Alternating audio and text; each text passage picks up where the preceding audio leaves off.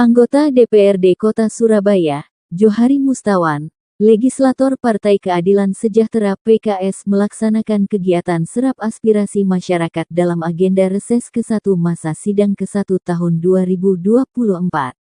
Acara tersebut berlangsung di Warung Apung Rahmawati, kawasan Kelurahan Lontar, Kecamatan Sambi Kerep, Surabaya, Jumat tanggal 1 November tahun 2024. Dan dihadiri oleh ratusan warga serta tokoh agama dari daerah pemilihan Dapil 5. Dalam reses ini, Johari Mustawan mendengarkan berbagai masukan dan keluhan masyarakat terkait isu-isu yang dihadapi di daerahnya.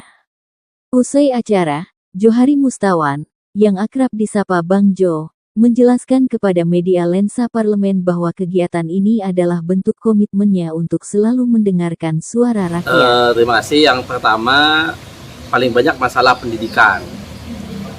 Karena pendidikan ini mereka terutama merasakan diperlukan intervensi pemerintah dalam mengkondisikan pelindungan terhadap anak-anak sekolah, mulai dari TK, SD, SMP, SMA bahkan sampai perguruan tinggi. Pertama, dari sisi arus globalisasi teknologi untuk anak-anak agar dilindungi daripada pengaruh negatif yang berkaitan dengan gadget, sehingga harapannya warga ini, anak-anak ini bisa terminimalisir pengaruh negatif dari adanya gadget itu. Yang kedua adalah juga pendidikan luar sekolah. Misalkan adanya warkop yang merebak. Warkop yang merebak ini sebenarnya warkopnya tidak apa-apa, tetapi perlu ada pengawasan dari pihak pemerintah agar warkop ini, masyarakat atau anak-anak yang ada di warkop itu mengakses media-media yang bermanfaat buat anak-anak tersebut. Sehingga perlunya ada pengawasan kerjasama pemerintah kota bersama pemerintah kelurahan, kecamatan, dan pemilik warkop untuk memastikan bahwa yang diakses itu hal-hal yang positif buat masyarakat, seperti itu. Kemudian yang ketiga juga kecukupan jumlah sekolah. Kecukupan jumlah sekolah ini sangat penting karena adanya program zonasi dari pemerintah, baik itu sekolah negeri maupun sekolah swasta. Nah, pertama sekolah negeri, diharapkan sekolah negeri ini bisa tersebar merata di semua zonasi yang ada di kota Surabaya. Tentunya masyarakat menyadari tidak semuanya bisa masuk negeri, ada yang bisa juga masuk ke swasta. Tetapi diharapkan bagi masyarakat yang kurang mampu, yang terpaksa masuk ke swasta itu, agar mendapatkan perhatian dari pemerintah kota. Sehingga tidak ada persepsi-persepsi yang kurang bagus atau persepsi yang takut terhadap biaya kalau sudah masuk sekolah swasta khususnya. Oleh karenanya pemerintah di sini melakukan perimbangan antara sekolah negeri dan jumlah sekolah swasta sehingga bisa dipastikan bahwa masyarakat kota Surabaya itu jangan sampai ada yang kesulitan mendapatkan sekolah. Kemudian lantas bagaimana dengan yang sulit mendapatkan sekolah atau putus sekolah? Oleh karenanya itu pemerintah Surabaya memang kami apresiasi sudah menggulirkan program yang namanya Krisna, yaitu bagi yang putus sekolah diarahkan untuk bisa mendapatkan kejar paket. Dan mendapatkan informasi kami 75% yang sekolah di kejar paket masuk ke dalam perguruan tinggi negeri. Ini ada sesuatu yang luar biasa bagi pemerintah kota Surabaya, kami apresiasi itu. Tetapi masalahnya adalah hanya berapa persen yang terjaring anak-anak yang putus sekolah yang bisa kejar paket. Karena pertama jumlahnya masih terbatas, yang kedua lokasinya jauh, bisa masuk sekolah kejar paketnya tapi nggak punya transportasinya.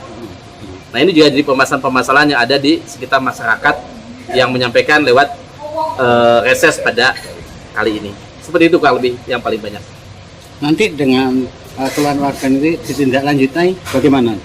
Ya, tentunya pertama kami akan sampaikan hasil reses ini dalam rapat komisi di Komisi D. Kemudian juga kami akan menyampaikan pandangan fraksi dari fraksi kami untuk menyampaikan tentang pandangan tentang pendidikan di Kota Surabaya ini, karena tentunya Surabaya yang sedang mengejar IPM, Indeks Pembangunan Manusia ini, sangat penting untuk wajib belajar 12 tahun. Ini sangat penting untuk meningkatkan IPM di Kota Surabaya ini. Kemudian juga kita akan sampaikan pada mitra kerja kami itu Dinas Pendidikan. Bagaimana Dinas Pendidikan harus proaktif, tidak hanya menunggu. Bagi masyarakat Kota Surabaya yang kesulitan mendapatkan sekolah ataupun yang putus sekolah. Saya yakin pemerintah kota bisa menampung banyak aspirasi dari masyarakat melalui reses pada hari ini, termasuk tindak lanjut follow up untuk solusi bagi warga Kota Surabaya. Seperti itu. Bang Jo juga menjelaskan, setelah reses ini, DPRD Kota Surabaya melakukan beberapa langkah untuk menindaklanjuti hasil pertemuan dengan konstituen. Proses ini biasanya meliputi 1. Pengumpulan data dan masukan. Anggota DPRD mengumpulkan informasi dan masukan dari masyarakat mengenai isu-isu yang menjadi perhatian selama reses. 2. Diskusi internal. Hasil reses dibahas dalam forum internal DPRD untuk merumuskan langkah-langkah strategis dan prioritas tindak lanjut. 3.